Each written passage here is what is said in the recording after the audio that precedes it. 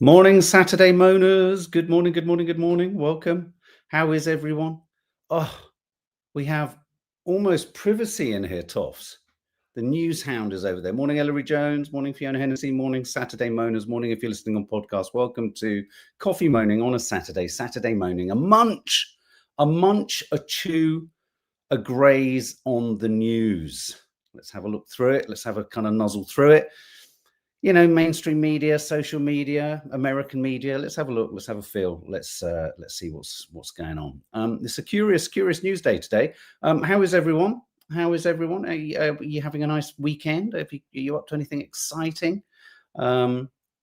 It's International Palestine Day, so everyone needs to be supporting Palestine today. Ola, Elaine Denning, Joel Taylor. I mean, we support Palestine every day. It's a little bit like International Women's Day. It should be every day. Every day is International Palestine Day. Morning, Clodagh. Morning, Elaine. Morning, Stuart G. I hope you've got yourself a step ladder of some form going into the loft, Stuart. I like Saturdays. I like Saturdays when we sit down. We sort of chew through the news, but we also chew through some philosophical matters too. And that's what I want to do today. I want to talk about less hard news and perhaps a little bit more ideas, thoughts, counterintuitive approaches to things and all that sort of stuff. Morning, Zoe. And don't forget, at 11 o'clock on YouTube, not on podcast, obviously, on YouTube, at 11 o'clock, we'll be joining the Curly Cooks in the kitchen for a cook up of some form. So that'll be fantastic. Very good, Zoe. Hope you're well. Just on that, last night, me and Maddie and her boyfriend, we went to a remarkable event, which unfortunately, there are no more of it this year, but there are two more dates scheduled for the 23rd and 24th of January. And it's called In the Dark, and it takes place at St. Andrew's Church in Holborn. And it's a young group of musicians and singers who you are blindfolded. You sit in a dark church. Sounds kind of creepy, but it's not. And they play music around you. And it's an interesting type of music. They sort of take the music of people like Sigur Rós, Mumford and Sons, various other tracks, and they perform it in the round. And you sit with your eye masks on. It was incredibly spiritual. It was incredibly moving. And I was hoping to be able to, and obviously you can't film in there. You could film at the end of the sort of encore. You could film outside queuing to go in. But it's one of those experiences where, you can't film it. Great. Some of the best experiences you can't film. But I did think afterwards, because they said, oh, please spread the word, share the details. And I was like, okay. And so we then looked, and then we were like, oh no, it's the last night. But it's on the 23rd and 24th of January. They have two sort of performances an evening. So do look them up. It's called In the Dark. And I think the church is St. Andrew's in Holborn. It's just off, nearest tube is Chancery Lane. And it wasn't too cold either. And the three of us were there. Maddie and I sobbed through parts, not in a kind of sad, depressing way. It was just, it was an opportunity to reflect and be and disconnect from phones, but reconnect to your heart. Yes, Laura would absolutely love that. It's an incredibly moving, immersive, beautiful thing. I mean, we came out and we went, fucking hell. There was one point at the beginning when the music started, and I was like, and there was one particular track sung by a number of men. It was a sort of chorus. It was a Mumford and Sons song, and Maddie sensed that I was crying, and there was a point where I thought, I don't know if anyone else has ever had this spiritually. I thought my head was literally going to explode into a million tiny pieces everywhere. We were going to have brain matter all over the church. But anyway, on that note, yes, and there are sort of cheaper tickets at the top, tickets in this sort of sides, and you can pay sort of top dollar to kind of sit right at the epicenter. Beautiful, really, really, really quite beautiful. So it's called In the Dark. And on that note, there's no relationship to that whatsoever. So in the news today, we want to talk about, I don't really want to talk about the budget because it's fucking boring, but Rachel Reeves. I want to know what your thoughts are on Rachel Reeves, but I also want to have a little bit of a chit chat around the suggestion on the front of all the papers that she's lying, that she exaggerated the scale of the kind of financial deficit in order to kind of, lumber everyone with more hidden taxes and all this kind of stuff. But beyond kind of accusing her directly, I just want to kind of ask and talk and think about the fact that in a particular sort of swipe at the leader of the Green Party, which I'm going to play you, the idea that does the financial system disallow actually? So forget whether it's Labour or Conservatives or Reform or whoever. Does the financial system, of which many of us, don't know the finer details of gilts and bonds and all this, does that actually control who can govern and how they can govern much more than the electorate or parliament or parties and things like that? So it's just struck me this coming week, as we're all kind of excited about Zach Polanski and the hope that he's bringing in the Green Party.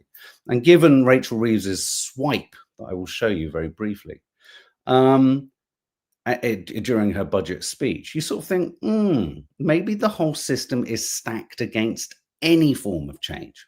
And so actually, it's people controlling the markets that control the government and control economic policy, which controls everyday lives, etc. I want to talk about Trump's obsession with Biden's AutoPen. What is an AutoPen? It's a pen that automatically signs your signatures. Yeah, he's obsessed. He's still obsessed. He wants to undo everything. He wants to undo every single executive order and everything that Biden has signed. So we're going to have a little dig into that. And I also want to talk about Jeremy Corbyn and Zara Sultana's Your Party fiasco. They're going to decide upon a name. Your party, our party, their party, whose party. And I want to talk about the fact that once again is the system just incapable of, or the political system incapable of generating new political parties?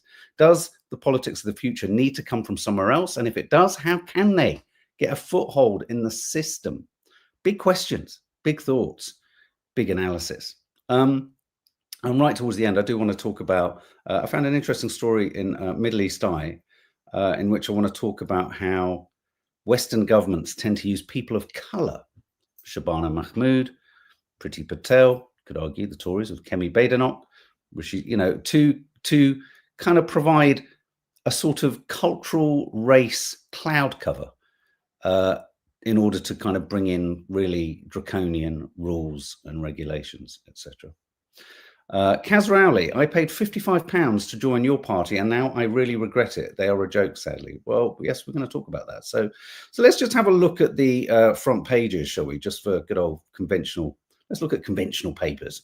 So these are the front of all the papers. Reeves is on the brink over her tax lies.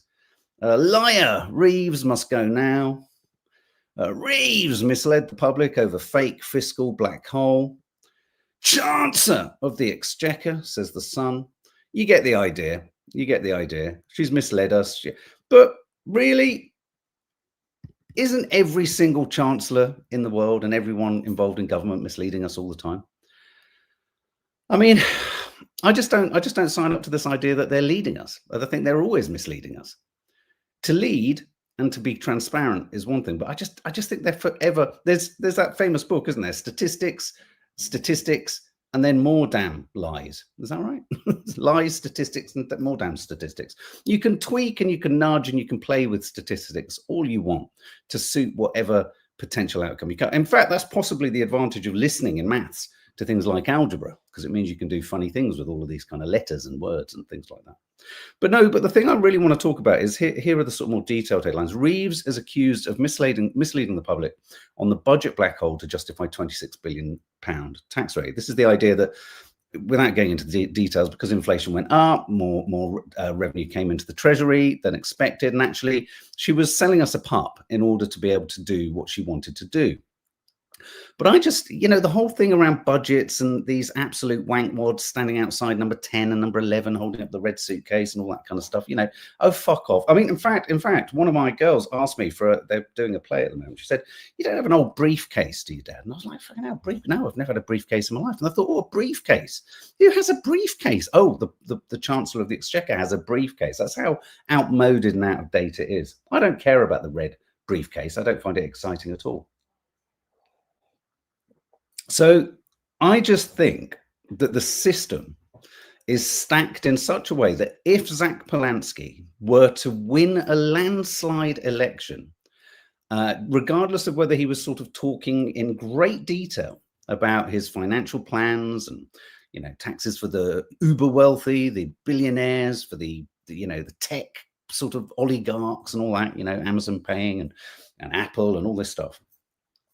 I just think what would happen is you'd suddenly see, as soon as Green started to do well in the polls, you'll see headlines coming from the likes of the Telegraph, the Daily Mail, all the right-wing media, all the mainstream media, in fact, left-wing too, saying all the gilt markets, the bond markets, they don't like it. The pound, the value of the pound is falling, it's rising, and all this stuff that to all of us is like, what the fuck? Suddenly they get squeezed and squeezed into making fewer and fewer decisions. And of course, the way the system would play that is that rather than Zach Polanski being able to just say, no, we're just sticking to our guns, everyone's voted for it and we do it, the money men that run the country would do something with the markets that would then result in potentially increased mortgage rates, et cetera, et cetera, et cetera. And so the system, the financial system, is what runs this country. And the government, I think that's what you're indicating, Michu, the government is really merely the tenant, quite literally. You know, whatever government you have is a tenant. They're the gatekeeper for the period of time they're there, just to ensure that the system doesn't change. And I went down this black hole the other day, not the black hole that Rachel Reeves is accused of covering up, but I went down a black hole of sheer depression when I thought there can't be change. I mean, you know, with any meaningful impact, because the markets and the money men and the banks and the financial sector and the financial system will forever sort of scaremonger.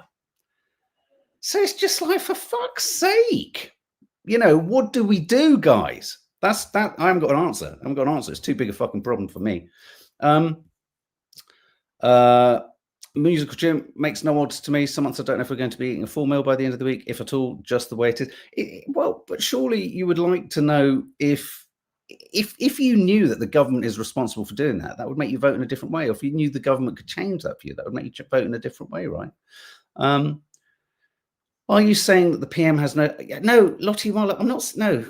Let's go one step beyond. I'm not saying the Prime Minister and the Chancellor, of course, have a say. But what I'm trying to say is this: what am I trying to say? That whatever hue of mainstream government that comes in, whatever they do is merely window dressing. It's merely window dressing and set dressing and a trim here and a cut there and a dibba there and a dibba do and a dibba da, in order to just make sure the whole fucking thing just keeps going in the way that it's gone for God knows how many years. And I think, you know, they may set a slight adjustment in direction or slight, but, you know, if you want big, bold change, which I think someone like Zach Polanski promises, what I'm saying is that be prepared that you've got not only like parties like Reform and Labour and Conservatives who will be clamoring at the door of the Green Party to make sure they don't win, you know, on trying to get them on policy, trying to get them on trans issue, trying to get them on everything. You know, security will be a big one. You know, where I think all the main parties will really attack Greens is because the Green Party is about, you know, it's anti-nuclear, it's anti-war, etc. They're going to really target them on that, I think, in the next few years.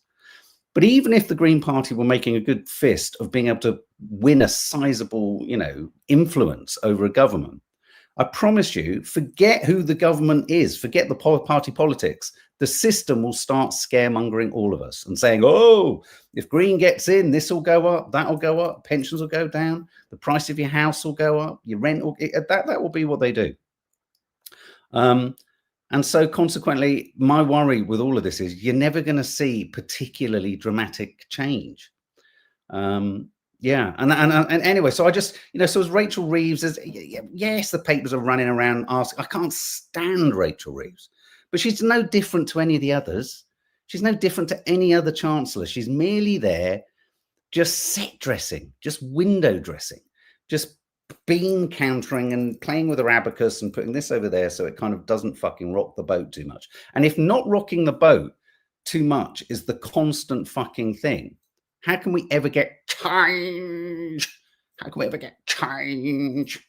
What do you think? What are your thoughts? Me too.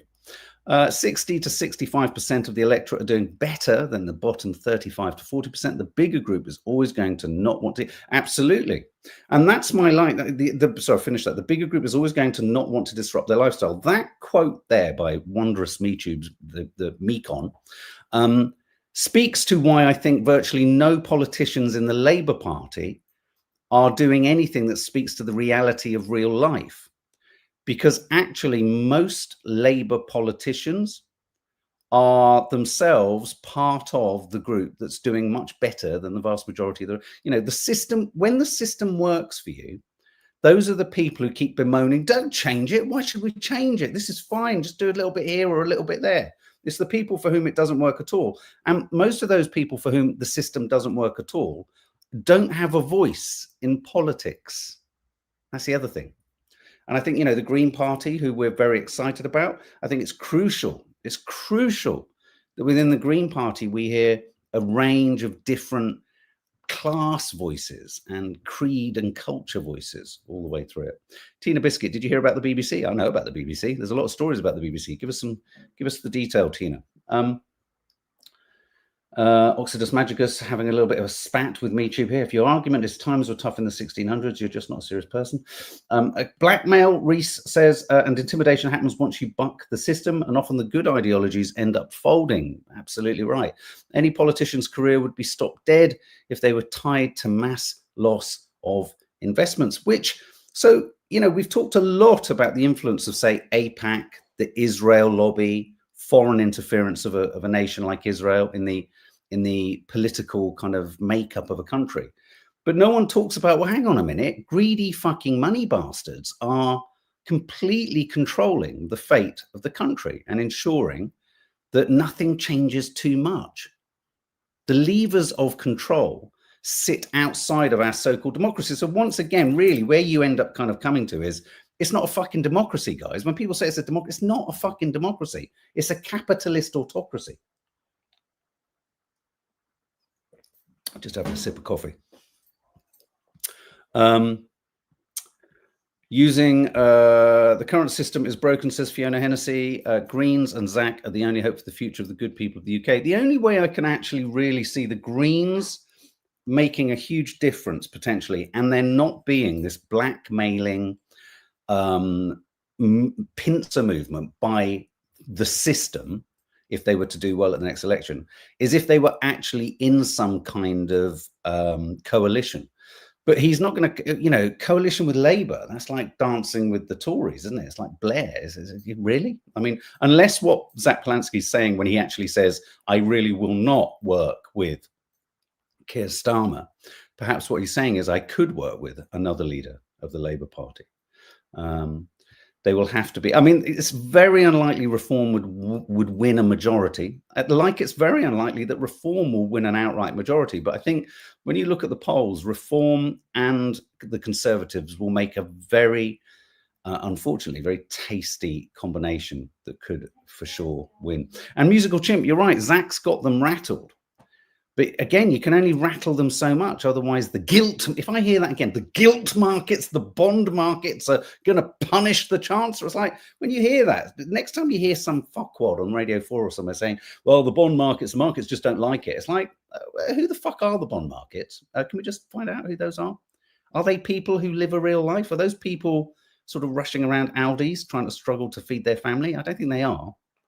I don't think people selling bonds and gilts are necessarily even in supermarkets.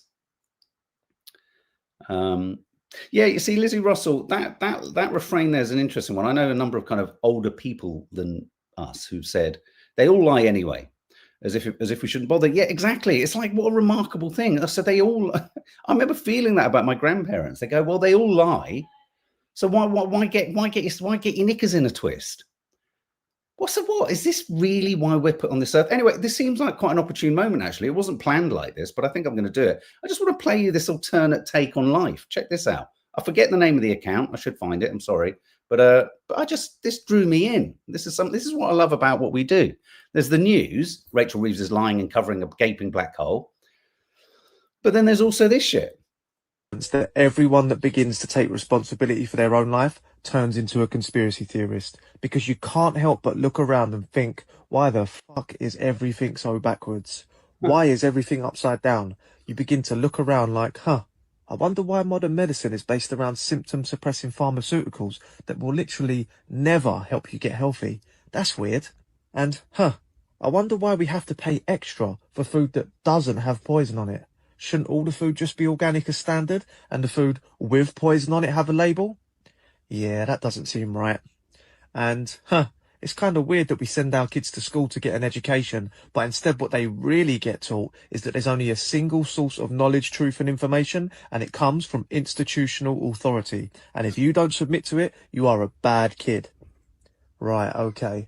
So I'm supposed to work a job I hate for 40 plus years to pay for a house I don't actually own, so that once I'm utterly defeated by life and I retire, I can die confused and purposeless. If all of this seems wrong to you, you're not alone. People are waking up to the illusion of mainstream society and looking for another way. They all lie. What can we do about it? They all lie. What can we do about it? Now, you know, Arsenal trill, it's as if it's all intentional and engineered. I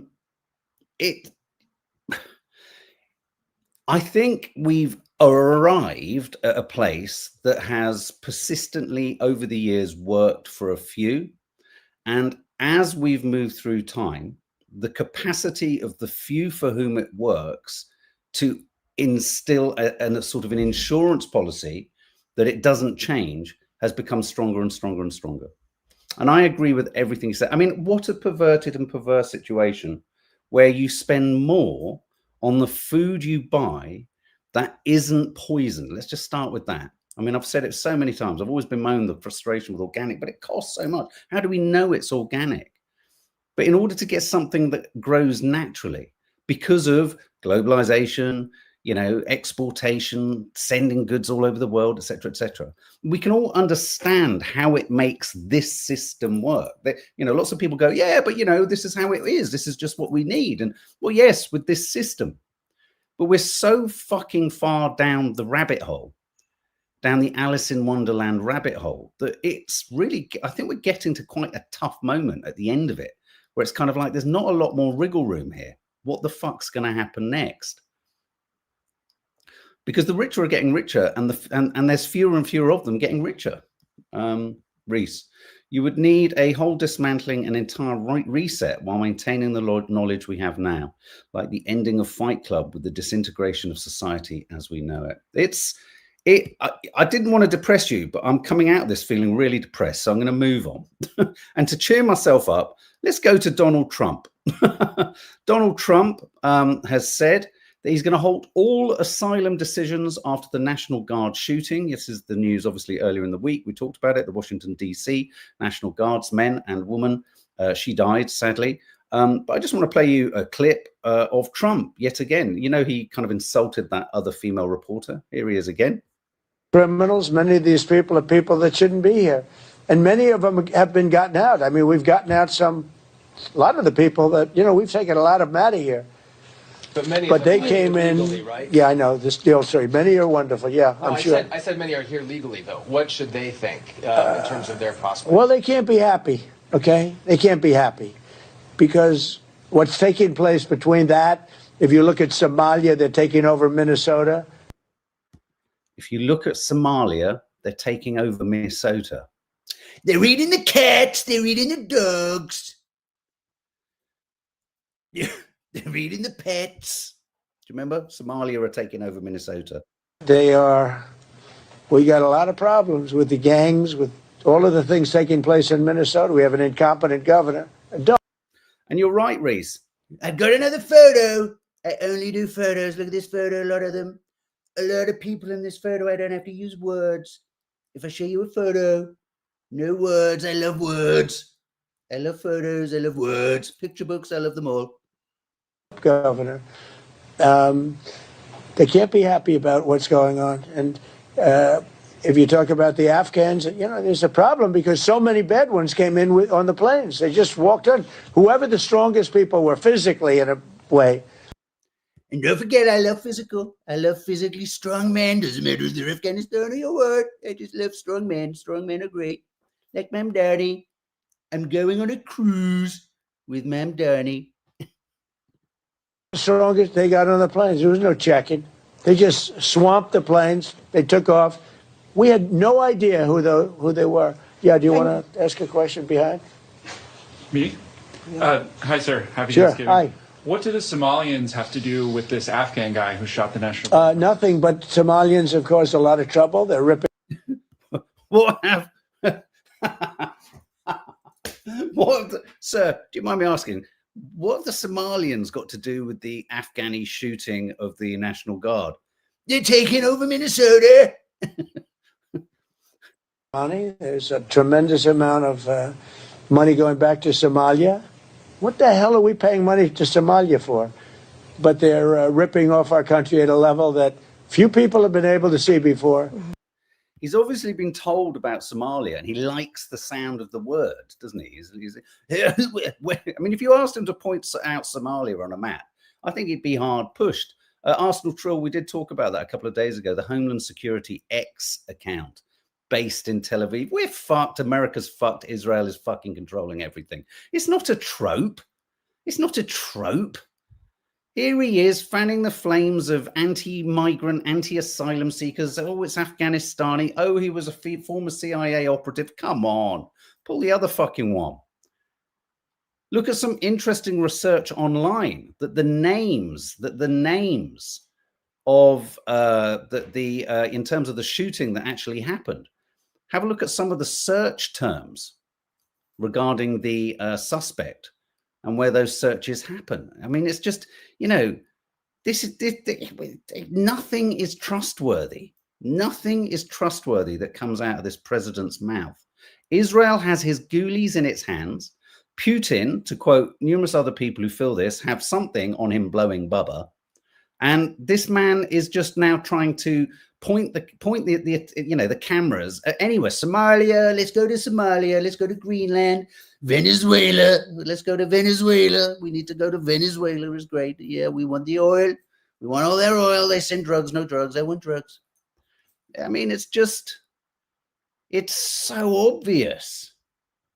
It's so obvious. About the only thing you talk about competence. We have Ilhan Omar, who does nothing but complain about our country and our Constitution, and she comes from a country with practically no country. It's devastated. It's crime-ridden. It's a mess. It's a disgrace. And we took their people at a tremendous. We're not taking their people anymore. So did you take their people, or you're not taking their people? And what are you talking about now? Minnesota or Somalia? What the fuck? Just remember that. Thank you, Steph Schultz. Not heard that word in years. Israel has America's ghoulies in its hands, and it's doing that like a Bond villain. It's not tickling them, it's juggling them. And Putin is just in the background going, I've got everything ready to upload to Pornhub. Here's an interesting detail, guys, for anyone who downloads or watches porn. I mean, so many people do. Pornhub is controlled by a leading Zionist Israeli supporting rabbi, one of the senior. So be careful. Be careful with your search terms and your search engine. Anyone seen the film I, Machina, where I forget the name. What's the Oscar? Is it Oscar Isaac? Is that the name of the actor who plays the kind of tech wizard who creates the AI monster in I, Machina?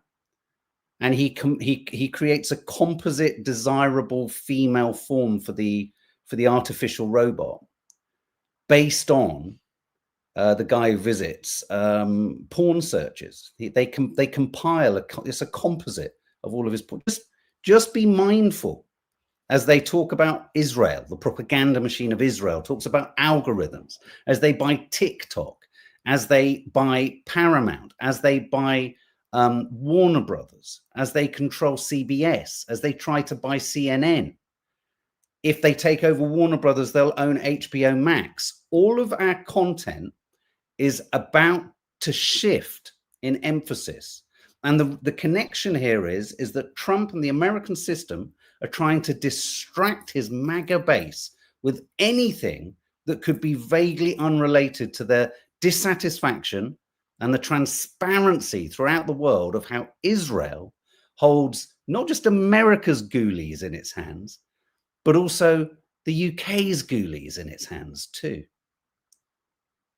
They're ghoulie holders, and that's not a trope.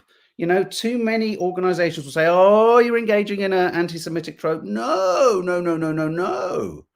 To say it's an anti-Semitic trope is anti-Semitic. We're engaging in an anti-Israel policy fact. Sick of it. Sick of it. And that's what all this is about. That's what all this distraction and flooding the zone and let's ban people from third world countries. Savages. They're eating their pets. They're eating their dogs. Doesn't matter that the Israeli authorities are organ harvesting from Palestinians. Is that not something Trump should be talking about? Fucking hell. Here's another moment on Fox News where someone else who supports Trump loses her shit. We do not have any obligation whatsoever to anyone to allow them entry into our country and to all of the benefits that offers. We don't have any obligation to do that. And quite frankly, it's asinine that we can't have a realistic policy conversation about how certain cultures are quite literally incompatible with ours. It should be okay to say that. And more importantly, it should be okay to base our immigration policy on that. So I'm glad that President Trump is taking some steps in that direction because it is a long time coming. Indeed.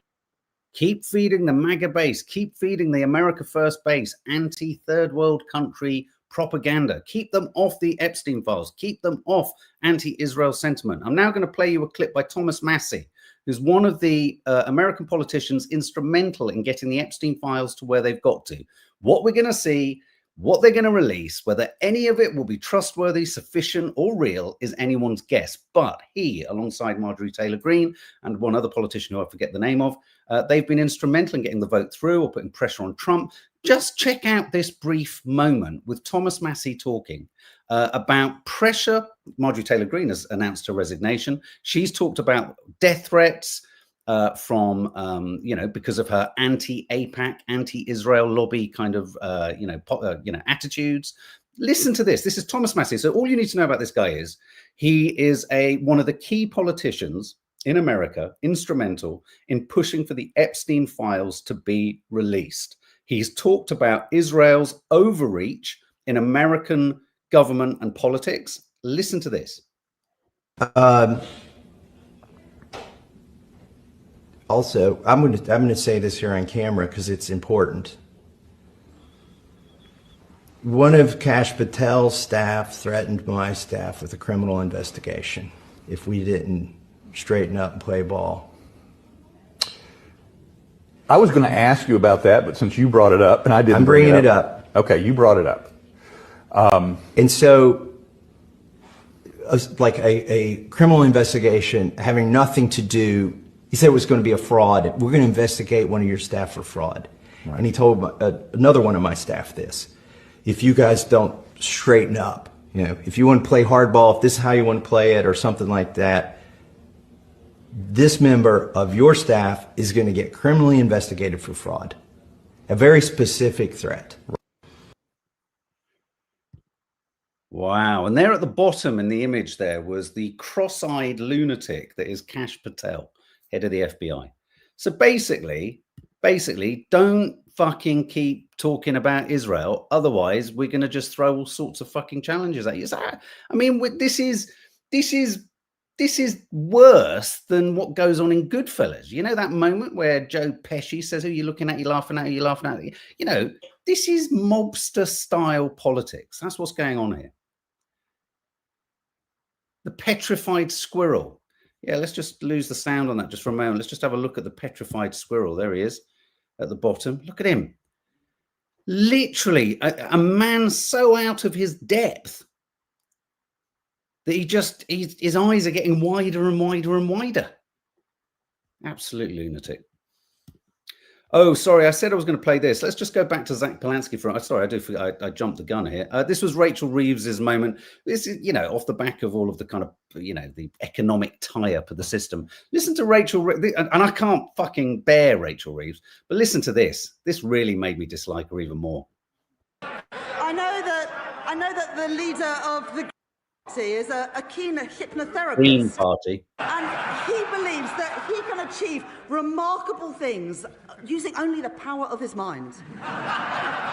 Unfortunately, the only things getting bigger under his approach would be the deficit and the rate of inflation.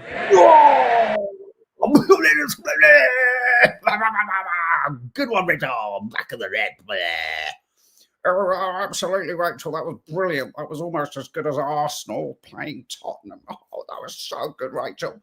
Oh, taking Zach Polanski down for his hypnotherapy. The fact that Keir Starmer looks like he's been hypnotherapized by the snake from Jungle Book. Donald, I don't really know what to do, Donald. I'm in a complete funk.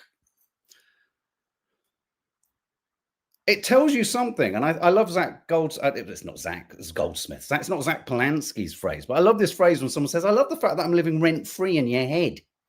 I think it's fantastic that Zach Polanski made it into Rachel Reeves's budget speech. That suggests she's shitting herself. They're all shitting themselves, and so they should. Sharting everywhere. Can't stand any of them. Look at that smug fucking nonsense. Oh, go on, Rachel. Give us the joke about Zach Polanski being a hypnotherapist, please. Here. I mean, I've never seen a man look more fucking hypnotized than Keir Starmer in virtually every interview. You asked for fun, Jill Taylor. I'm giving you fun.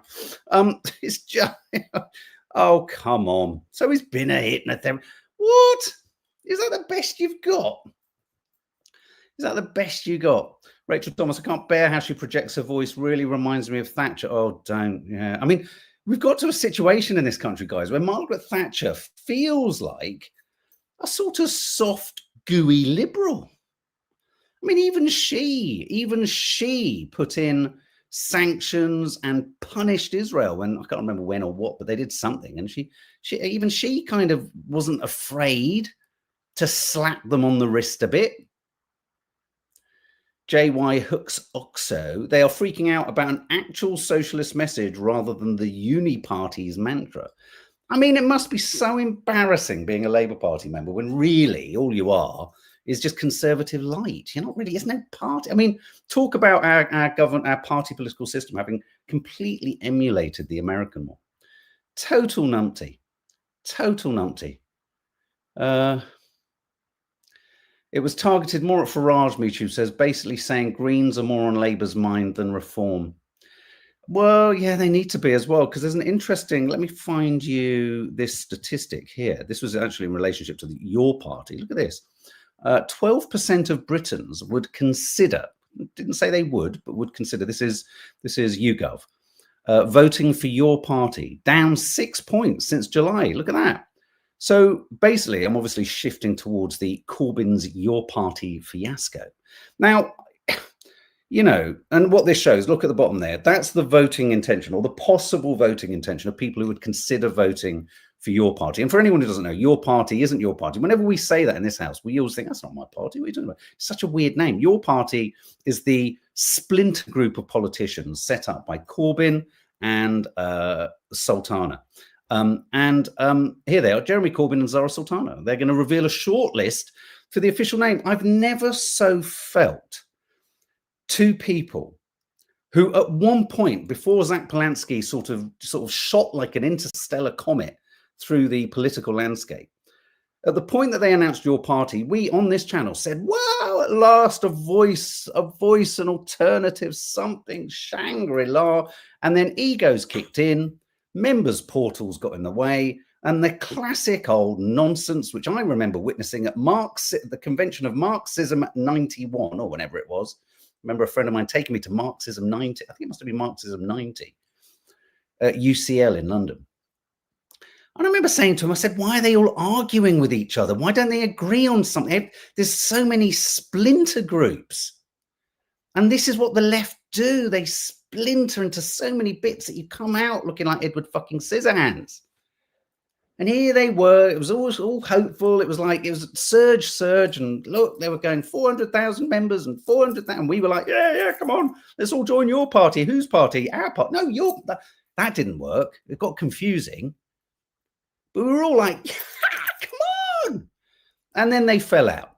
And then, and I'm not making light of it at all, Zara Sultana claimed she was a victim of male bullying and sexist nonsense. And I can't remember what her phrase was, but she was like being amongst a bunch of kind of, and then now they're about to announce that it's taken them this long. If you can't agree on the fucking name of your party,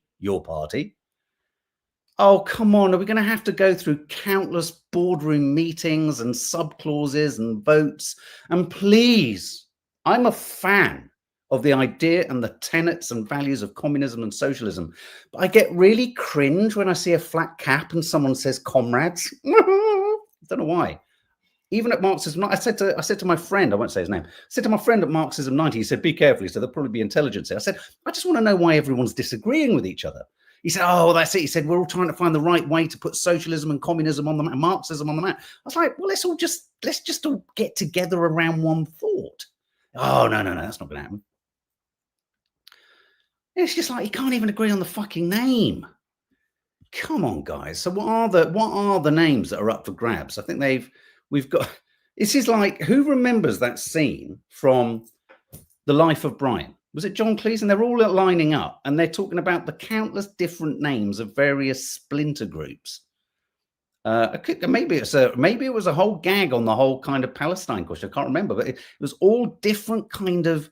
Anyway, I've got some of the names here. We've got, you can pick from your party, our party, Popular Alliance, or For the Many. Well, I don't think you can go For the Many now because you had many and now you don't have as many. So maybe you could go for, not For the Many, but Not For As Many, the Not For As Many party. The People's Party of Judea, that's it.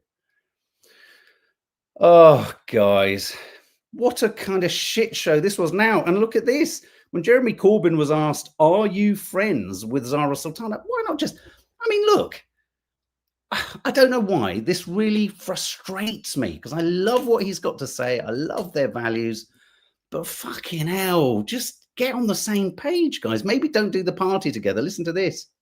Book on how to form political parties. So no, but you found a handbook on how to fucking destroy political parties before they've started. We didn't find a handbook on how to form political parties. So yes, there have been, of course there's been some problems. Of course there's been some stresses and strains. Zara Sultana obviously is another big voice in this movement. She's here. Are you two friends?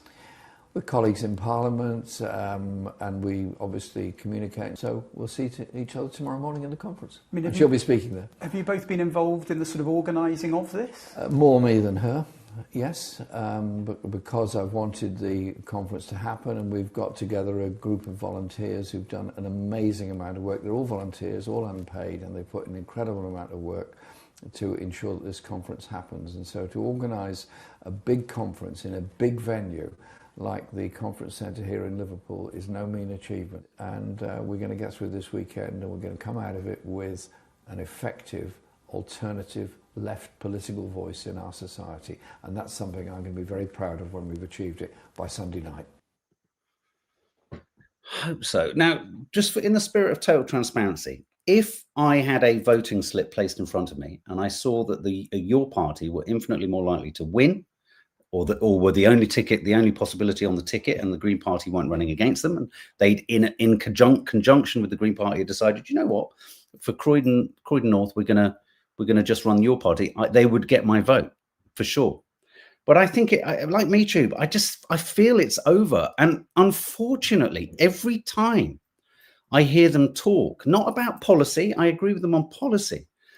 But there's clearly an issue there when he can't even say, well, just say yes. It doesn't, how are they going to prove you're not friends or are friends? Just say, yeah, we get on, we have a few kind of fucking disagreements about this, that, and the other. She likes a latte. I like a cappy wappy woo. Just say something. But he steadfastly refused to say that they were friends. And it's just like, It's a bit frustrating. It's just it's frustrating. I mean, God Almighty, if we didn't have Zach, a lot of shade, Reese, they failed at the first hurdle. Media, yeah.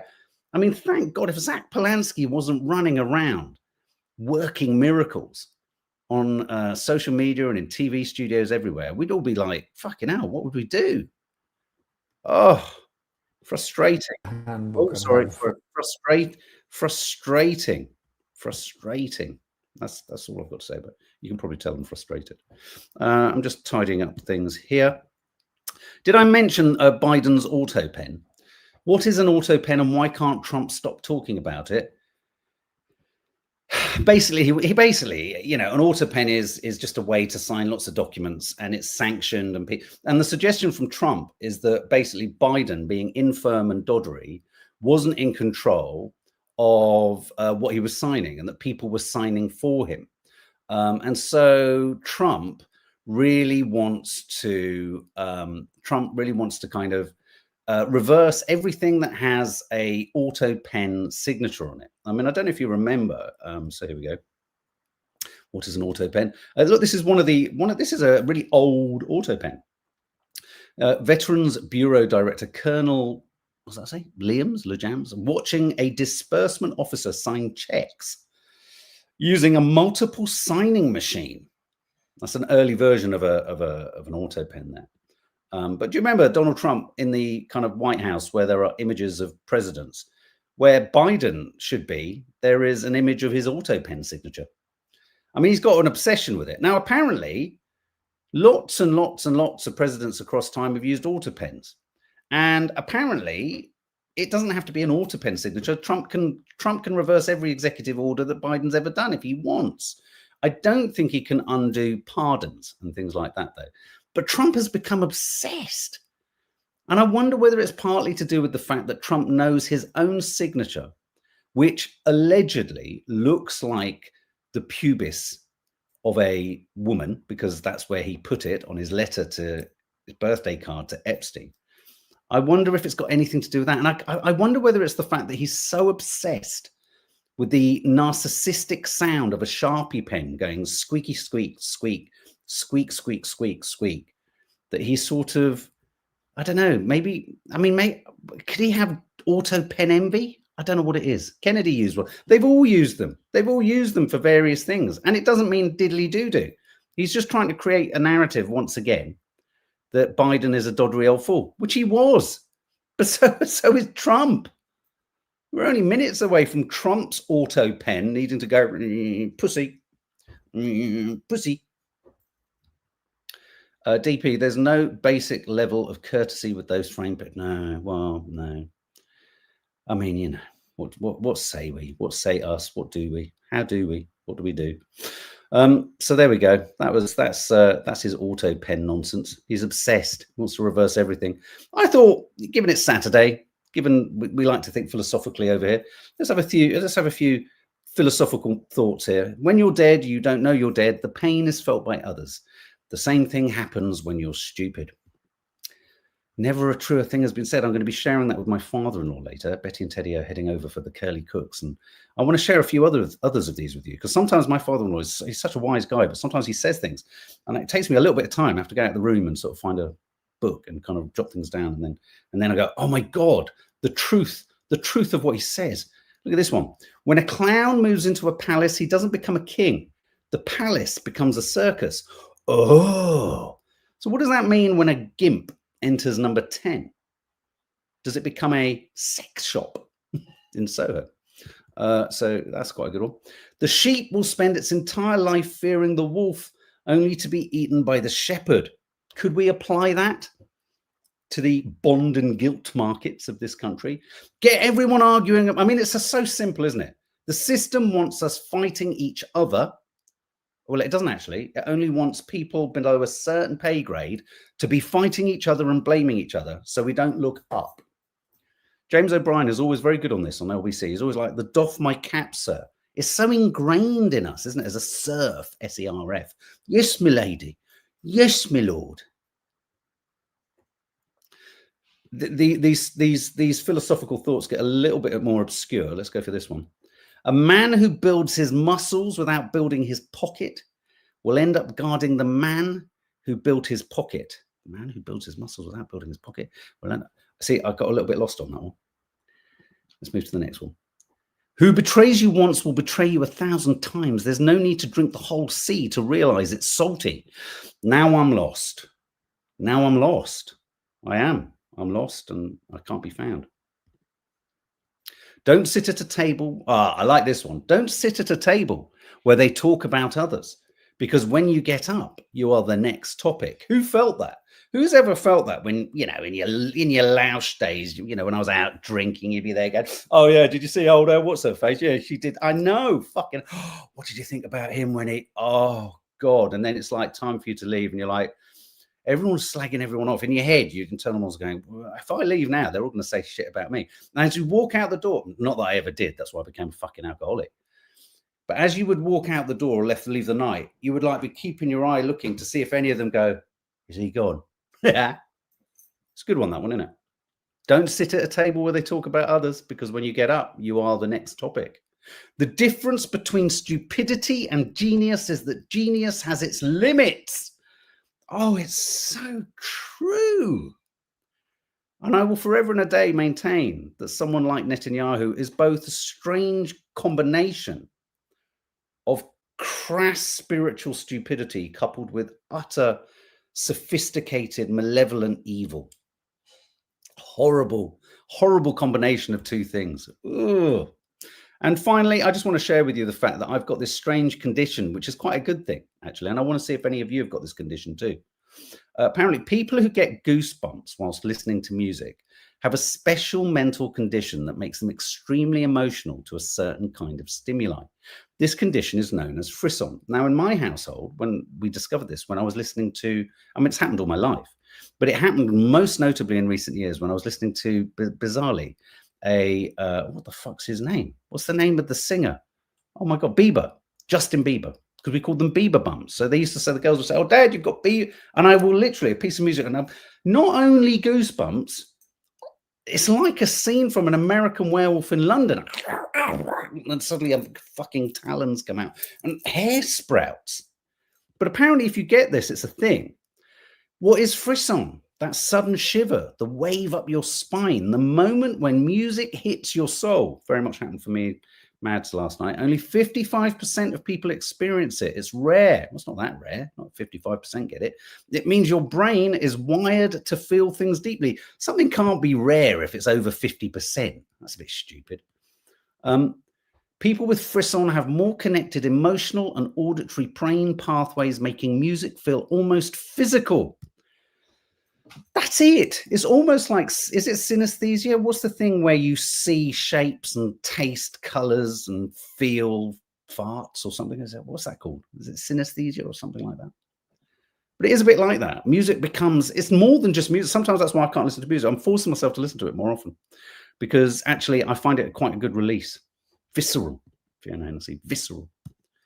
It's linked to high emotional sensitivity, high empathy, strong imagination, deep inner world, above average creativity. I'm sure the person who wrote this has got it. It's quite complimentary, isn't it?